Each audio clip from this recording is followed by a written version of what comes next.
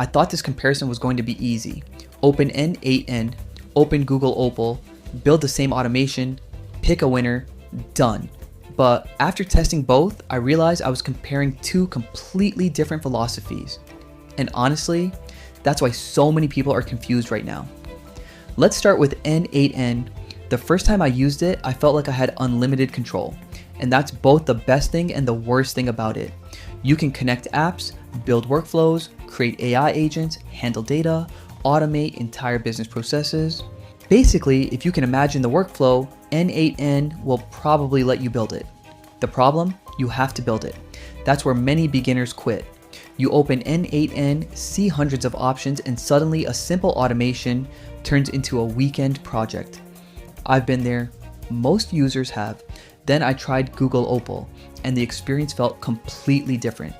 Instead of asking me to build everything manually, Opal felt like it wanted to help me create workflows faster, less technical setup, less complexity, less time staring at nodes and connections.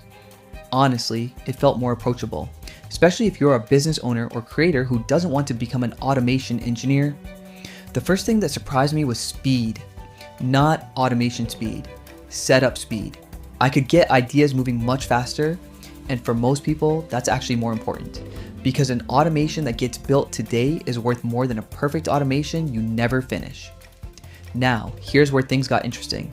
After a few days, I noticed I was using both tools differently. Whenever I needed something complex, I automatically opened N8N. Multiple apps, custom workflows, advanced automations. N8N felt stronger. But whenever I wanted to test an idea quickly, Google Opal felt easier. Less friction, less setup, faster results. And that's really what this comparison comes down to. Not features, not AI. Workflow. If you're an agency owner, startup founder, operations person, or somebody who loves customizing every part of your system, N8N is incredibly powerful. Honestly, it's hard to beat, but if you're a creator, freelancer, small business owner, or someone who just wants automation without a steep learning curve, Google Opal starts looking very attractive. So, which AI automation tool is better? The answer surprised me because there isn't one winner. N8N wins if you want maximum control. Google Opal wins if you want maximum simplicity. And most people don't actually need maximum control. They need something they'll use. That's why before choosing either tool, I'd ask one question. Do you want to build automations, or do you want automations to help you get work done? Because that answer will probably tell you which tool is right for you. Thanks for watching. Catch you in the next one.